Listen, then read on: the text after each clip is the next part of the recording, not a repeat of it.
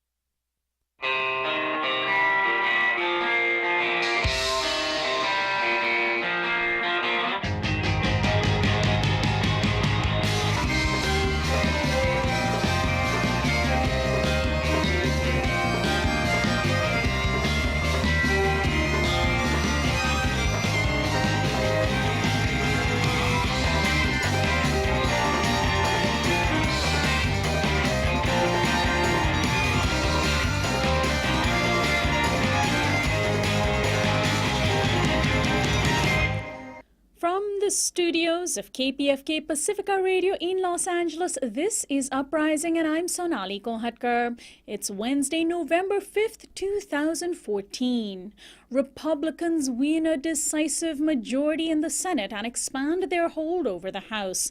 We'll speak with Zoe Carpenter of The Nation magazine to break down yesterday's midterm elections. And we'll discuss the new book, An Indigenous People's History of the United States, with American Indian activist and author Roxanne Dunbar-Ortiz. That's coming up after the news. Joining us now to analyze today's headlines is our news analyst, Courtney Morris. She is an assistant professor of African American and Women's Studies at Penn State University. Hi, Courtney. Good morning, Sonali. Well, a Palestinian man ran his car into a number of pedestrians in East Jerusalem yesterday, in the second such incident of its kind in 2 weeks. The incident reflects growing tensions in the region. Palestinian anger has soared at Israel's attempt to change access to the holy site of the Al-Aqsa Mosque. Hamas has taken responsibility for the incident, citing, quote, continued Zionist crimes against the mosque and sparking fears of another Palestinian intifada. Meanwhile, Amnesty International released a report this morning calling Israel's war on Gaza this summer rife with, quote, war crimes. The group used harsh language, saying Israel had expressed, quote, callous indifference in its attacks on civilians. The report documented 8 incidences where Israel attacked civilians in their homes, killing more than 100 people, 62 of whom were children. Now, Courtney, do you think that this report by Amnesty could add to the growing international consensus over Israel's crimes in Gaza? Well, one would certainly hope so, although, many of us have been calling out Israel for its war crimes that took place this summer, for a while now. But, what we've seen is that the state of Israel has repeatedly attempted to deflect scrutiny from its actions during Operation Protective Edge by making the absurd claim that Hamas was using civilians as human shields, and also claiming that they gave ample warning to civilians prior to bombing their homes and destroying their communities. And of course, we know that this wasn't the case and that the vast majority of the victims in the conflict were civilians, many of them children. And the fact of the matter is that the Gaza Strip is essentially an open-air prison. So for Israel to act as though civilians would have the resources to flee their homes and find refuge elsewhere is just dishonest. The attacks on Gaza were basically the tactical equivalent of shooting fish in a barrel. So we know that Israel committed war crimes, and the international human rights community is very clear on this. The question really remains now is, what are we prepared to do about it? Right. Now, France is urging the U.S. to become more deeply involved in the war against the Islamic State in Iraq and Syria, or ISIS. In an op-ed in the Washington Post yesterday entitled After Kobani Saving Aleppo, French Foreign Minister Laurent Fabius urged the U.S. to intervene in the Syrian city of Aleppo, where moderate Syrian rebels are being encircled by ISIS forces and troops loyal to President Bashar al-Assad. Meanwhile, Human Rights Watch has released a report yesterday which found disturbing evidence of 150 Kurdish boys from Kobani being tortured and abused by ISIS forces. Some of the boys were as young as 14 years old, and they were forced to pray, they were beaten, and made to watch videos of beheadings. Well, Courtney, what do you make of the French foreign minister's push for the U.S. to expand its war? One wonders when Syria became so popular and started to get so many friends in the West, and where they've been all this time. I mean, it's curious to see the French foreign minister wringing his hands in the Washington Post and reaching out for support for the rebels in Aleppo, when France has made it very clear that although it's prepared to fight ISIS in Iraq, it's not willing to take the battle to Syria. So, it's kind of strange that they're asking for this help, but they're not ready to join us at the party. But I think what we have to remember in all of this is that Syria is really a strategic battleground for a proxy war that's being waged between the West and Iran. And it's really about trying to limit Tehran's influence in the region, the groups that it arms in the region, and by extension to protect the state of Israel. So, the strategy is twofold: block Iran, protect Israel. And that's why I think we've seen so little effort placed on diplomatic solutions to the conflict in Syria, and why we're not going to see one, because ultimately war serves these interests much more effectively than a diplomatic peace would. So the pretense that France or the U.S. Is really concerned about Syria or democracy is really quite misleading. It's not true. And finally, in a story that is receiving little attention, a Russian man who joined the Taliban in their fight against the U.S. is being tried in a U.S. federal court today. The case is the first of its kind involving a detainee from Afghanistan being tried in a U.S. court. The man, named Irek Hamidulin, stands accused of a dozen charges relating to terrorism, including attempting to destroy a U.S. aircraft. He had been held in Bagram Air Base in Afghanistan before being flown to Virginia. Mr. Hamidulin may face life in prison. Courtney, is President Obama, you think, attempting to make an example of how U.S. courts may be used in such cases?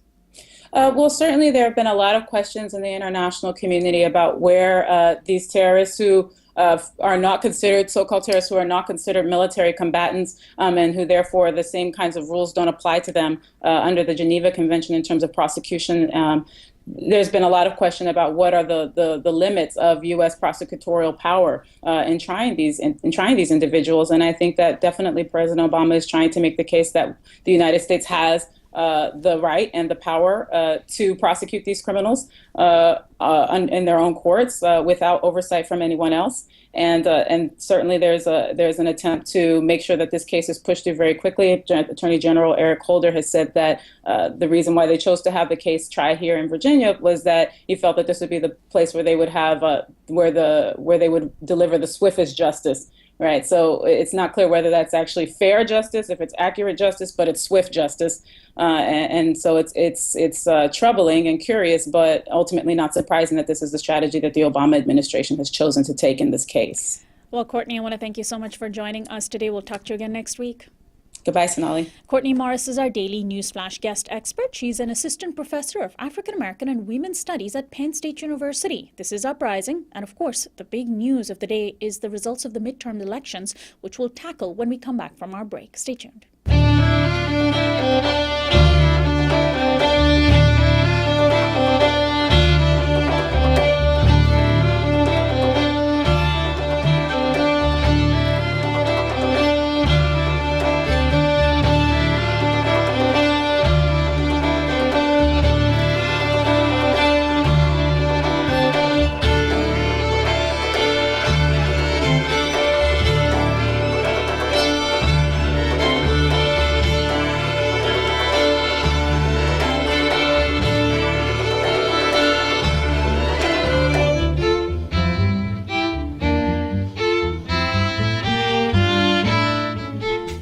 This is Uprising. I'm Sonali Kohatkar. Republicans won 7 additional seats in the U.S. Senate in yesterday's midterm elections.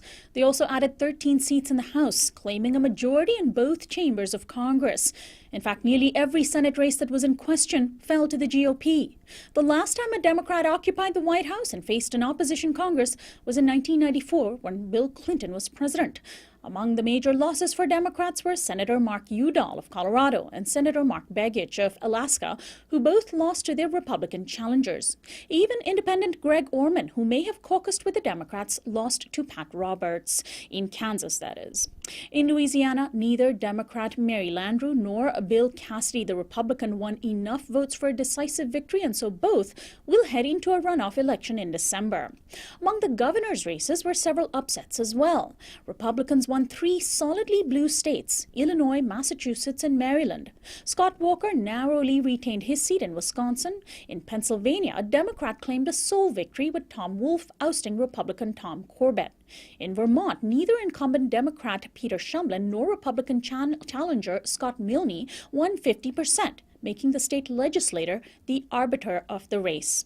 Ballot measures were another matter. 5 states where minimum wage increases were on the ballot were all passed. 3 marijuana legalization measures passed, including one in Washington, D.C. 2 out of 3 anti-abortion measures failed. 2 statewide GMO labeling laws failed, while 2 other measures severely restricting GMO testing at the county level actually passed. California's Proposition 47, which reduces drug possession charges from felonies to misdemeanors, passed resoundingly.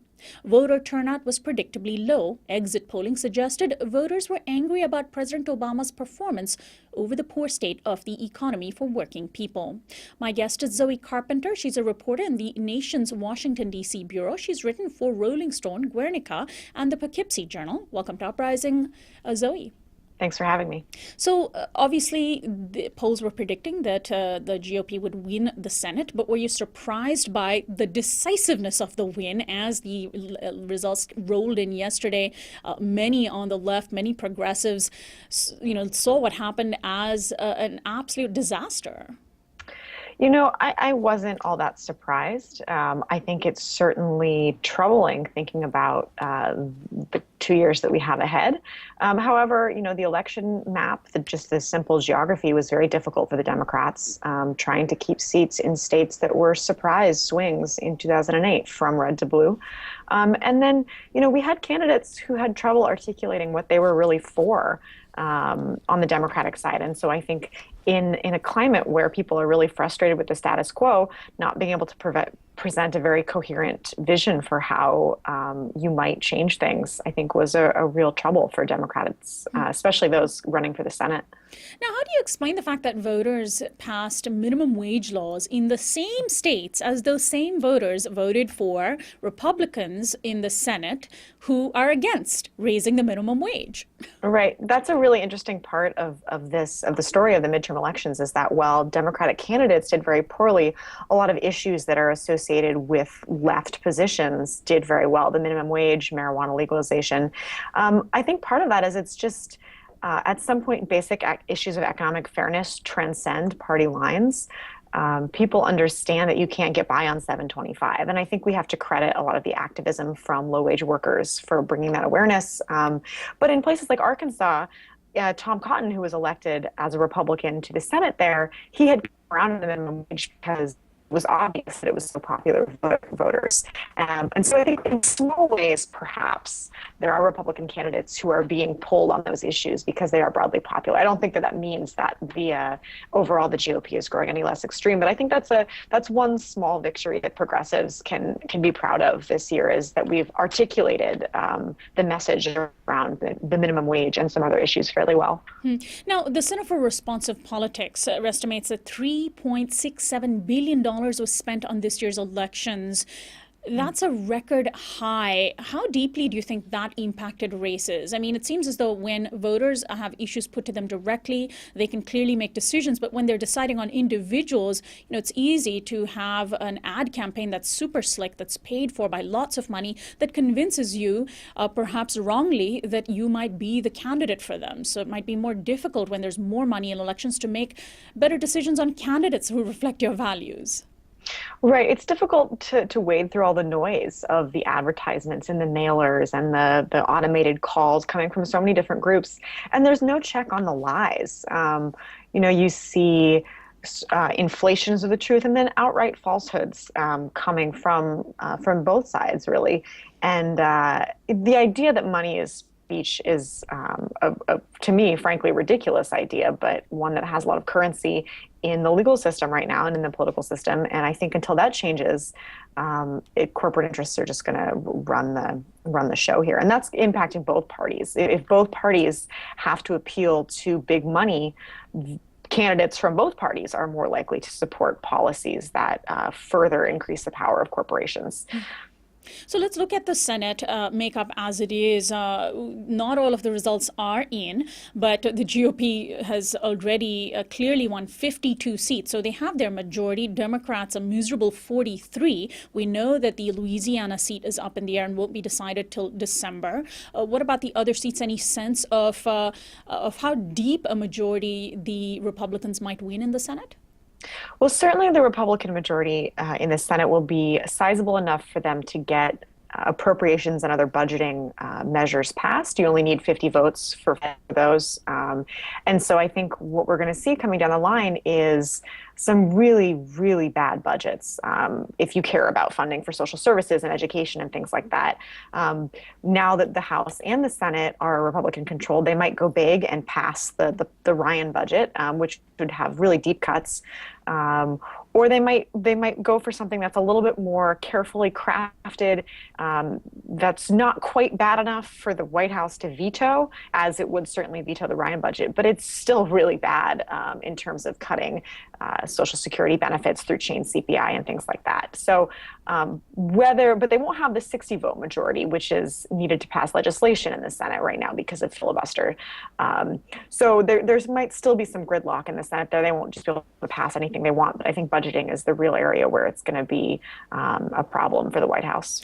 Now, Senator Mitch McConnell did win his seat, and that was up in the air. That was a questionable victory yesterday, but he won. And he's now most likely going to be the Senate Majority Leader. What sort of leadership do you expect from him, given his past positions and his past record? Well, I think Mitch McConnell has a pretty good handle over his party. I think that he will have fewer problems than John Boehner in terms of reining in the wingnut caucus.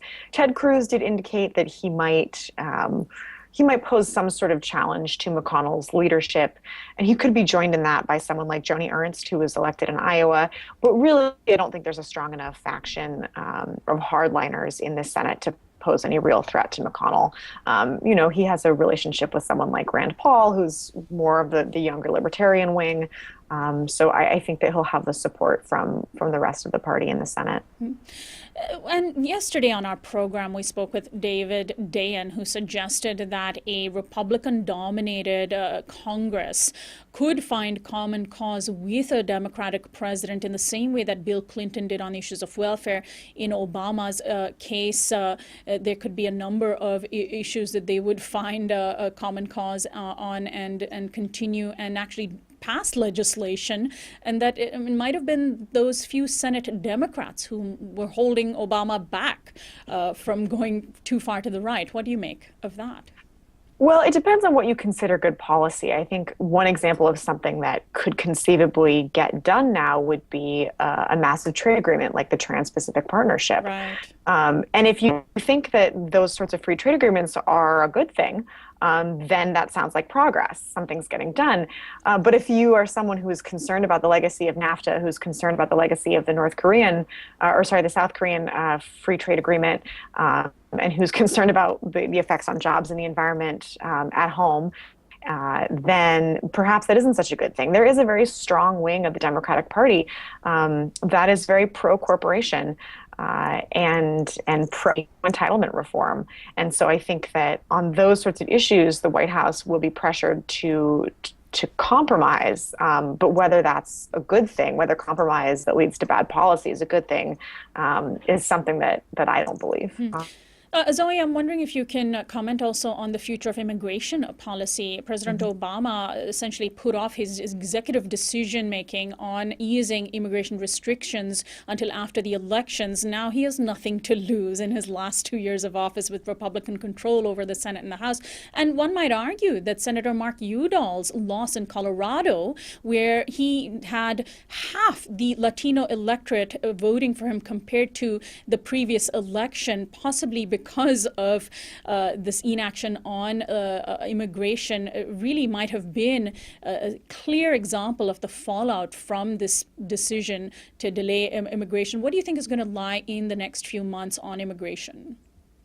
Well, politically at this point, Obama has very little reason not to go big on the executive action. anything that he does, the Republican Congress is going to protest against and is going to have the same kind of sideshow hearings and media press conferences as they did around Benghazi and the IRS stuff. It's going to be a scandal no matter what he does in the right wing. So he might as well go big. The question is whether he can heal the damage that's been done between the Democrats and the immigrant community and the Latino community. And I think the immigrant community is very clear that they're tired of being taken for granted in terms of their support for Democrats. And I think that the Democrats, as the Udall race in Colorado showed, the Democrats can't just assume that they're going to vote for whoever has the D by their name, or that they're even going to show up to vote at all. The Republican efforts to sway Latino voters, I think, have been seen as a ploy. But that doesn't mean that you're going to get the same kind of turnout that you had in 2008 and 2012 from the Latino community that was so crucial to Democrats. Finally, Zoe, do you think that the blame for the Democratic losses can be laid in part at the feet of the Democrats themselves? I mean, you suggested earlier that there was really a lack of clear messaging, notwithstanding the money that flooded into these elections to influence decisions. The Democrats really, have their stated values going one way and their their actual actions going another way, and people are seeing through that. Right. I think that's certainly one of the things that contributed. I think this was a perfect storm for Democrats. You have the basic structural issues of gerrymandering, for example, in the House. You have the political climate, extremely anti-government sentiment that cuts across the aisle, but is directed at the party in power, which is the Democrats in the Senate and the White House. But then you also have the fact that especially a lot of these candidates for the Senate were not really populists. They were, especially someone like Mary Landers, she was running on a platform about giving corporations essentially whatever they wanted. And I did a lot of reporting in Louisiana this year, and there was a real sentiment in that state about being frustrated that that she wasn't perceived as standing up for the people. In some ways, when it came down to choosing between people versus corporations.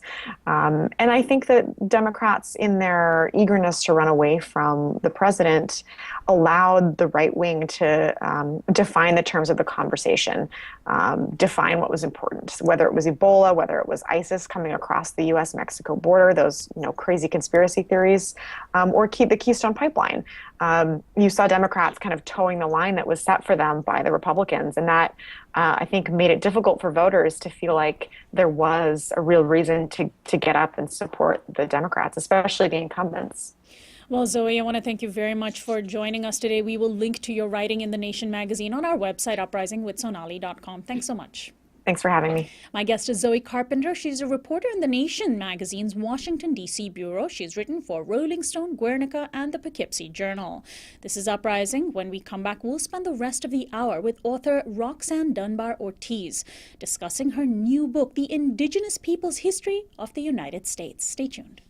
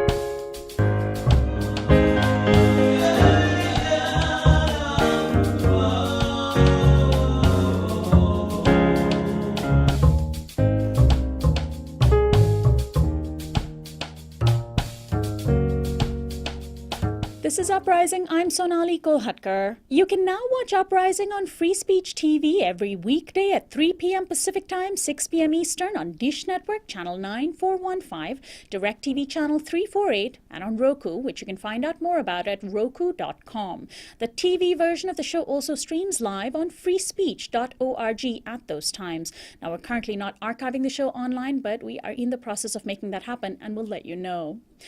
Now that Halloween is over, store shelves and front porches across the United States are festooned with Thanksgiving-related paraphernalia. In addition to the pumpkins and autumn leaves, images of pilgrims alongside Indigenous Americans pop up, emphasizing the myth of benevolent Indians helping white settlers survive the harsh winters. Lost in the imagery are their deep historical roots of settler colonialism and genocide the entire U.S. project is based on.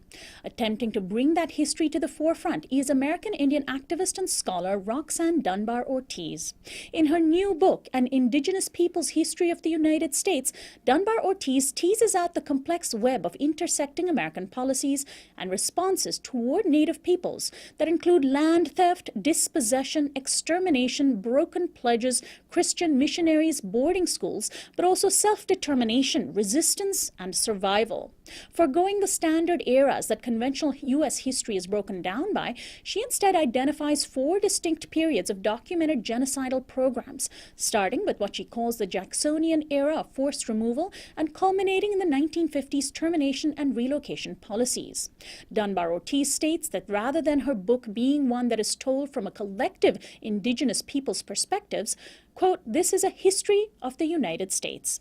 Roxanne Dunbar-Ortiz is also the author of a number of other books, including The Great Sioux Nation, an oral history of the Sioux Nation and its struggle for sovereignty, Roots of Resistance, a history of land tenure in New Mexico, 1680 to 1980, Indians of the Americas, Human Rights and Self-Determination, Blood on the Border, a memoir of the Contra War, and Outlaw Woman, a memoir of the war years, which was published first in 2002, and it was when I first met her and I started out on my broadcast career.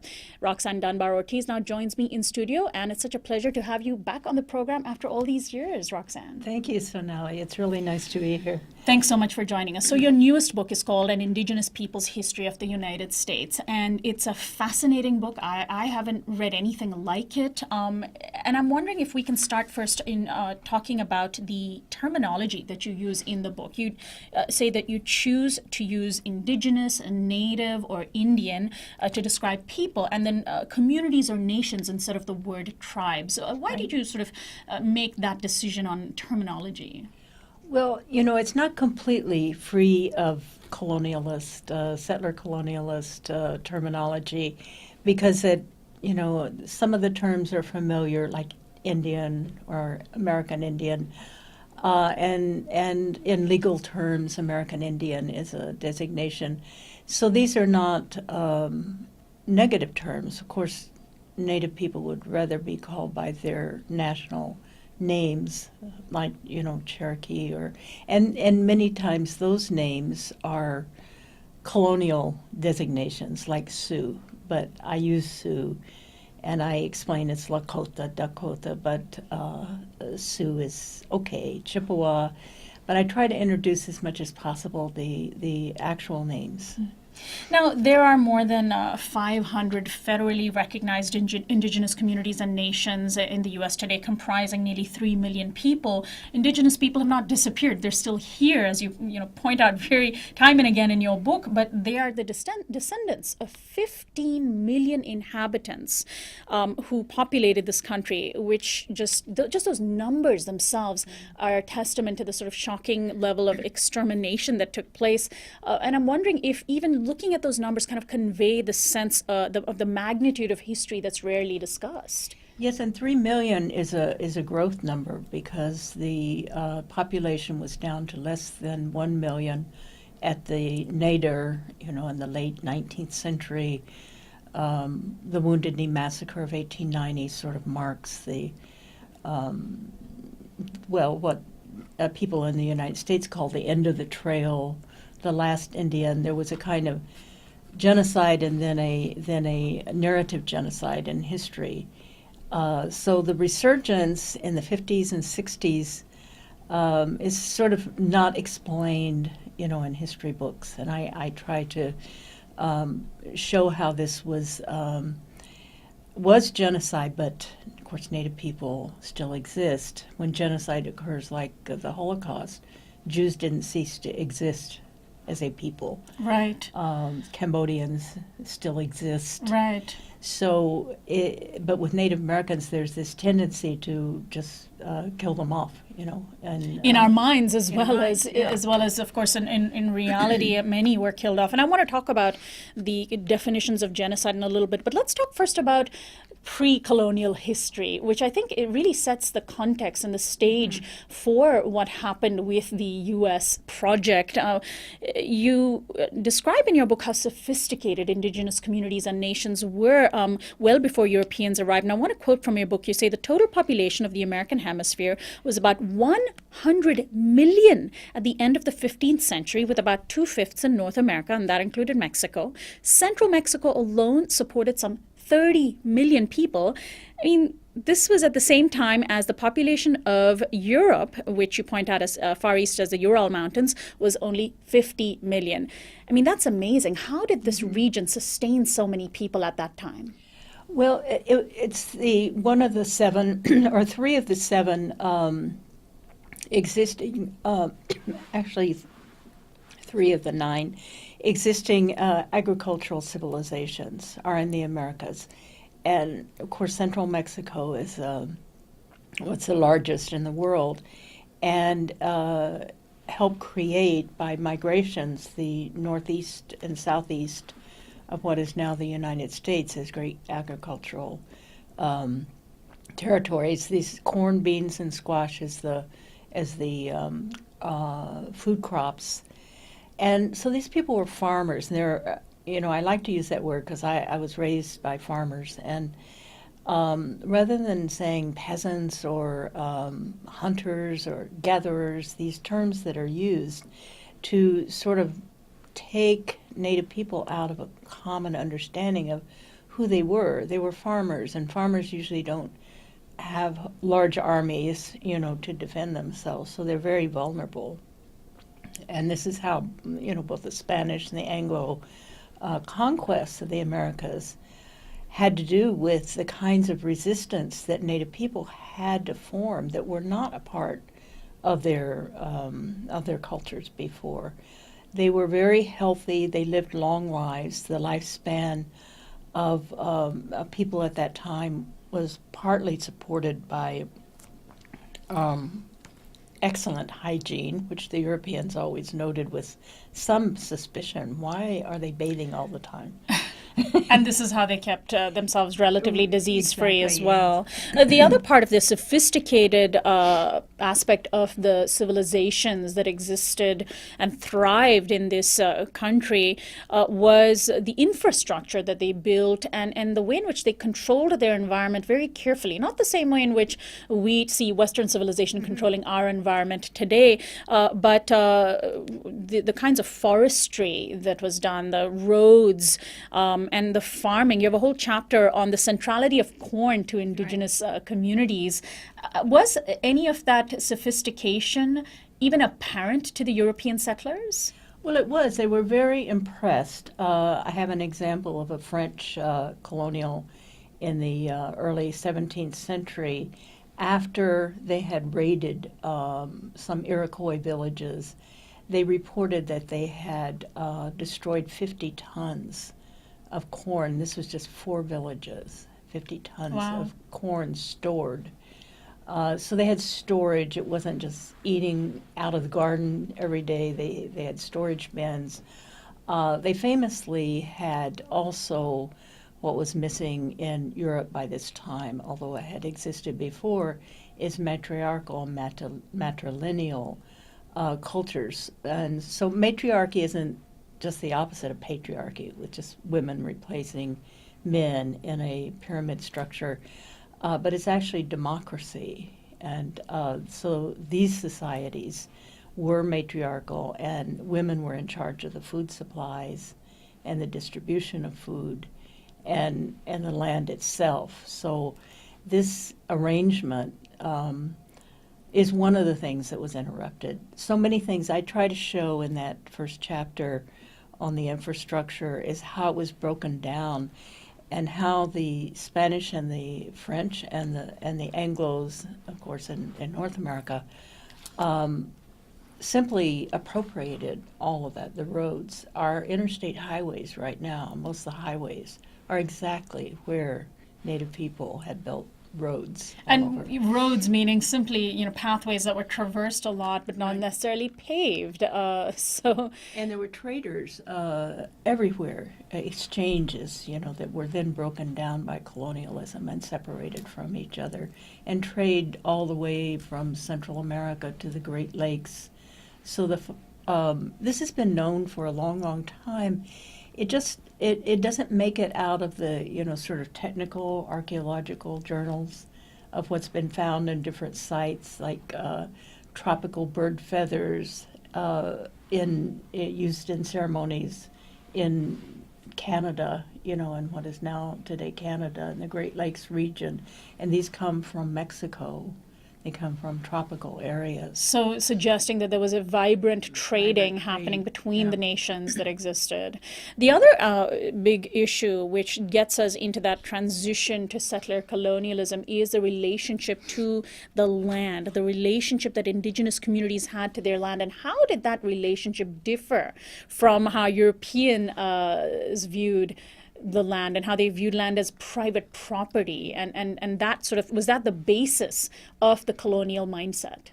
Well, part of it, I have a chapter on the culture of conquest and go over how how everything was prepared for several centuries, over about 7 centuries, in Europe for colonialism and the development of capitalism.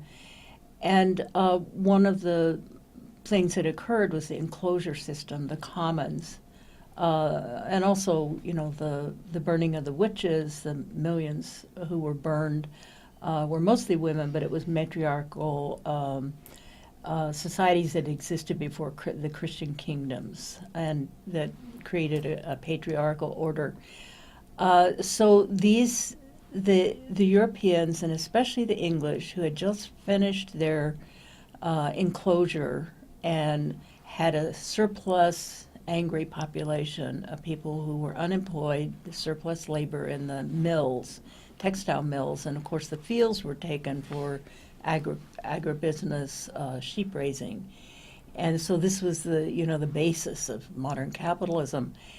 So they needed to be able to export, to get rid of these people. So colonialism, settler colonialism to New Zealand, Australia, Canada, and the United States was the Anglo solution for, they had draconian laws, pickpocketing. You could be hung for pickpocketing. But of course it didn't work, and people were rebellious. So they came with this new idea of private property, fairly new, and at its most vicious stage. But the United States, when it was founded, created a whole new idea of parcels of land, of dividing things diagonally and actually making parcels that were commodities for sale, real estate. That United States oligarchy created that. So that whole concept. And then, of course, the idea of land as free and available to be given away, even though, of course, it was occupied and being used by these Indigenous communities, this permeated the language, permeated the policies of the early leaders and founding fathers. And tell us a little bit about how that ideology of this land simply being freely available and up for grabs formed the basis of the extermination policies. Yeah, and the attraction for settlers, because they've been thrown off land, they had memories of being on land. You're an impoverished, no land. You're offered any land you want in this other place if you go there. So a lot of the settler colonialism is particularly vicious because it's a very populist activity. It's not just colonial authorities coming who can be hated and rebelled against. It's everywhere. It's sort of like the police, everywhere policing and attacking. without any permission from authorities. And this went on under the British Empire while, Britain was still in charge. But it really, with the independence, it was settlers' independence to do what they wished, because they did have some restrictions under the British. Let's talk about the prevailing idea for why we saw such an enormous drop-off in numbers of people, 15 million down to 1 million. We have the sense that indigenous communities were wiped out by diseases brought to this land by European settlers. As an aside, it's interesting to see the fears around Ebola and immigrants today within that historical context. And I'd love for you to comment on that. But of course, people did die from disease, but that wasn't all they died from. Yes, and in Europe itself, nearly half the population was wiped out by bubonic plague in the Middle Ages. But of course, people made a comeback because they had infrastructure for it. But where disease struck in under colonizations in all the Americas, it was always when people were in refugee situations. We don't think of people having been in refugee situations then. And we know a lot more about refugees now and how disease pandemics can spread very quickly, especially if there's no access to food, because there was no FAO back then, or no world, no food organizations that can feed refugees now. They were pushed off their land, and then they were starving, and they were in crowded conditions, which they never had in their own structures.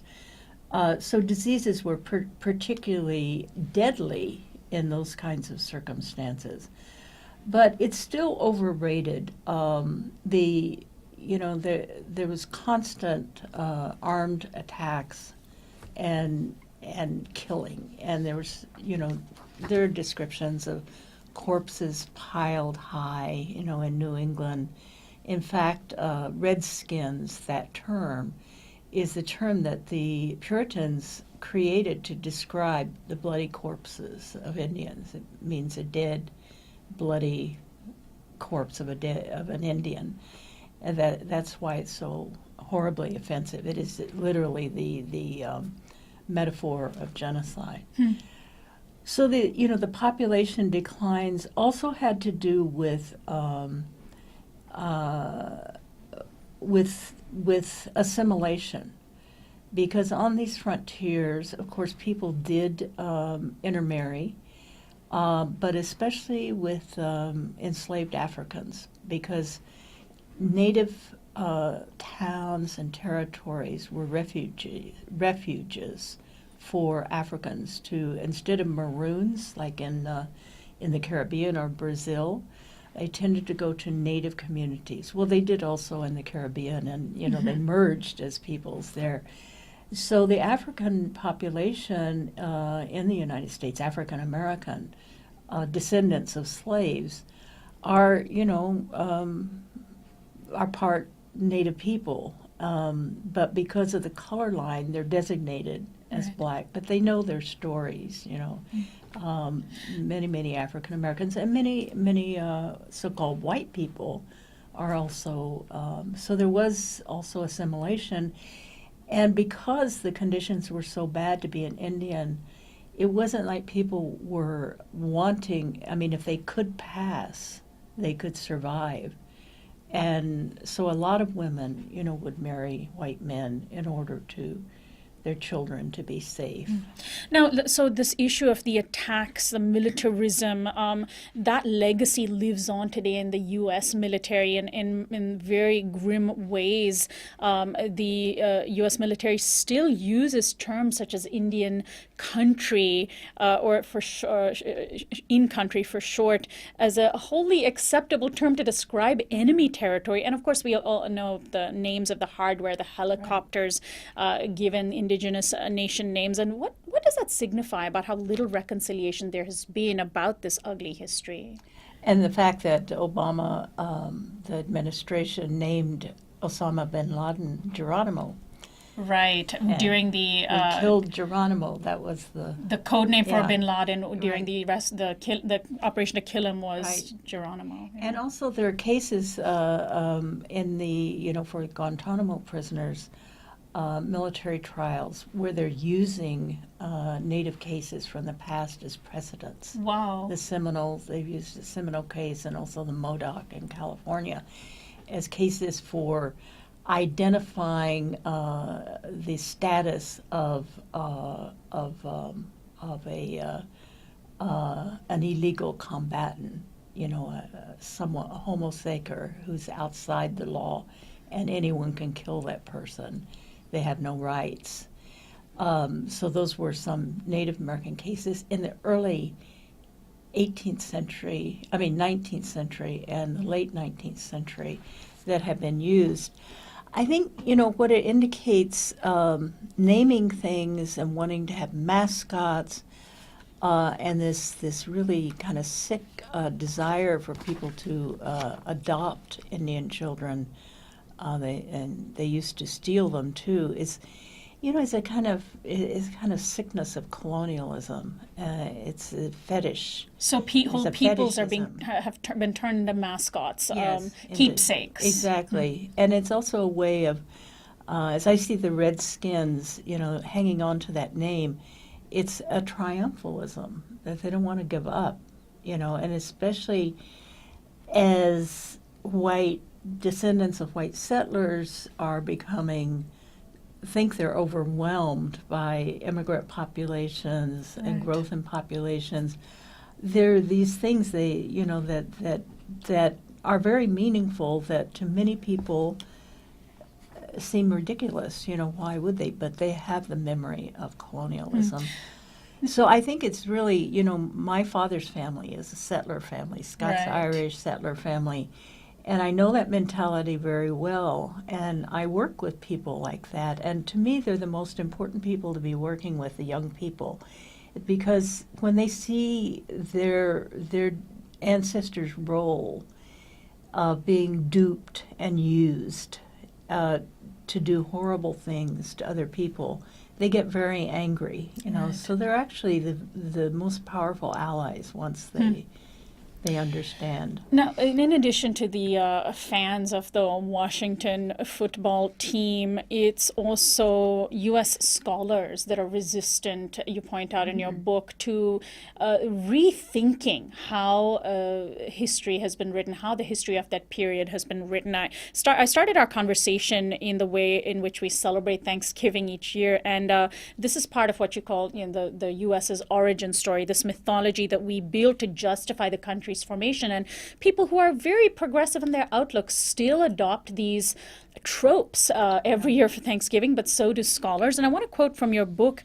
You say, the idea of the gift-giving Indian helping to establish and enrich the development of the U.S. is an insidious smokescreen. How prone are academics even to accepting this smokescreen? And even some Native people, there's this assumption built into that the United States is actually its rhetoric, the more perfect union, this beautiful thing that was formed and had some problems with it, but historians like to call what they do in revising history warts and all history. But I'm saying, you can't just take the warts off because it's the core, the very core that they're not letting go of, the very founding of the United States as an empire. And they know these things, that by 1801, less than a decade after the founding of the United States, their ships were in the Mediterranean attacking the Berbers in North Africa. That's where the Marine song comes from the halls of Montezuma to the shores of Tripoli. People then say, well, what happened with Tripoli? That song was written in 1850 after the invasion of Mexico and annexation of the northern half. But the Tripoli refers back to when the Marines were formed and went and fought and defeated the Berbers. And they call them barbarians, the Barbary Coast. So from the very moment of the founding. There was overseas imperialism, and then fighting these native nations, annexing and invading. So let's talk about the history of Indigenous resistance to settler colonialism. We do know of some of the stories of battles that we learn about in textbooks, but can you put into context the manner in which Indigenous people fought back? You mentioned that some of these were communities at least, that were communities of farmers that didn't have militarism as part of their tradition, but had to figure out very quickly how to organize for their very survival. So what sort of manner did these battles take place in? And can we draw parallels to some of the resistance movements we see today? Yeah, well, I think, the national liberation movements in Africa were mainly, farmers, ordinary people who rose up. So we have the Vietnamese or farmers, the Viet Cong. They didn't have an army. They didn't have an air force, So that's insurgency. That's guerrilla warfare. But they're also seen as terrorists, And as were the Indigenous fighters. Terrorists. Right. Yeah, they're seen as unlawful combatants, Right. because they're not following the rules. So we have all these, the idea of the sneaky Indian and the Indian giver, the idea that Native people might have a negotiation and say, yes, you can live on this land, but it's still our land. And then when more people come, the Native people withdraw from that offer, and that's Indian giving. That means you take things back. Even Indian summer is a term that is like, it's fake. It's a fake summer. They're always false. And Indians behind every bush. I don't know if you've ever heard that term, but that's still commonly used. Off the reservation, all of these terms. So Native people developed, were really the first Indigenous people of the Americas, since they were the first colonized. Well, West Africa was probably first, because that was Portuguese first colony in 1854, and for taking slaves. So there was resistance there. But anti-colonial resistance really started in the Americas with people learning to defend themselves, taking weapons from the enemy, thinking out how to protect themselves, defend themselves, sometimes changing, moving to different areas, like the Tuscarora Nation and farmers in what's now North Carolina. When the Europeans came, they petitioned to join the Haudenosaunee, the Five Nations of the Iroquois, and became the Sixth Nation, and moved their territory to be under the protection of another Native federation. So leaders develop out of this. Some famous leaders like Osceola and the Seminoles, Tecumseh. Tecumseh is probably the most revered of the Native guerrilla leaders. But they were always, very much a part of the community. They weren't dictatorial leaders. They had thought out things, and in the very beginning, it was so harsh in the early colonies, because there hadn't been time, to develop a form of resistance, and so these were really slaughters. The way the first 13 colonies were formed. So speaking of slaughters, let's discuss the seminal 1890 Battle of Wounded Knee, which you pointed out earlier, and you point out in your book should really be called the Slaughter of Wounded Knee. Hundreds of Indigenous people from the Sioux community gathered on the banks of the Wounded Knee Creek. They were surrounded by U.S. troops and massacred. I was shocked to read this quote that you had in your book by L. Frank Baum, the man who wrote The Wizard of Oz. Yes. He wrote in a paper that he edited just a few days after the massacre. This was just shocking to me. Our only safety depends upon the total extermination of the Indians. This is the author of The Wizard of Oz. Having wronged them for centuries, we had better, in order to protect our civilization, follow it up by one more wrong and wipe these untamed and untamable creatures from the face of the earth. I mean, after reading that quote, I will never look at that book the same way again. And not But this only was that, accepted to say this in a newspaper at the time? and not only that, his mother-in-law, his wife's mother, who was I'm forgetting her name right now, but she was a famous suffragist, women's rights person. She owned that newspaper. And her most famous thing was, we should give them back their land 6 feet deep, graves.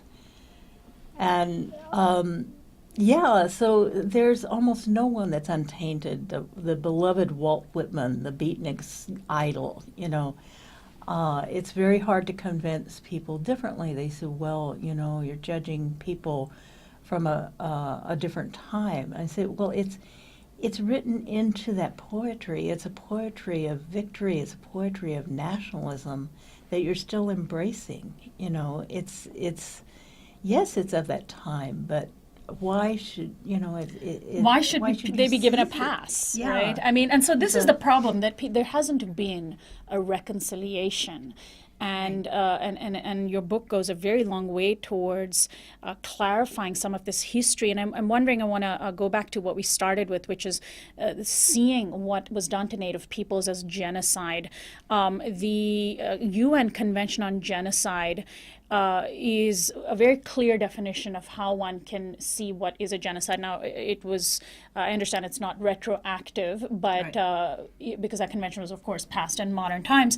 But if the UN Convention on Genocide was retroactive, would it apply clearly to what happened to Native Americans here? Well, it would, and it also applies to the Termination Act of 1953, which was 5 years after the Genocide Convention, and that's why the United States did not ratify the Genocide Convention until the late 80s, because they feared Native American cases, and also African American forced slavery.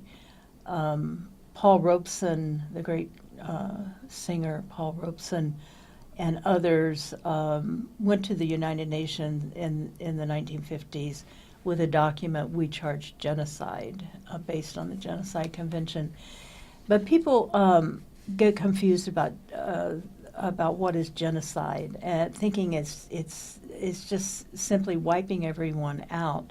And as I said, the Holocaust, of which the Genocide Convention came out of, and it's the prevention and punishment, prevention of genocide and punishment.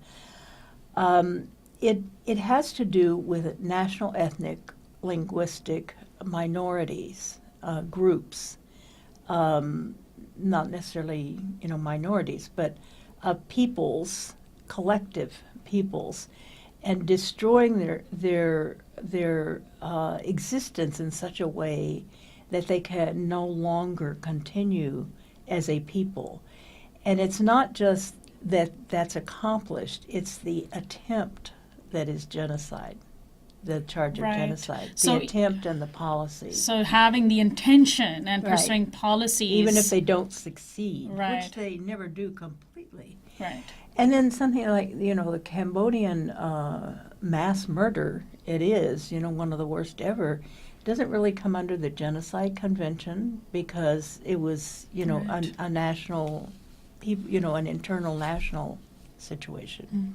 Well, Roxanne Dunbar-Ortiz, I want to thank you so much for joining us today for this fascinating history that you have written. Your book is entitled An Indigenous People's History of the United States. Thank you so much, and best of luck to you. Thank you.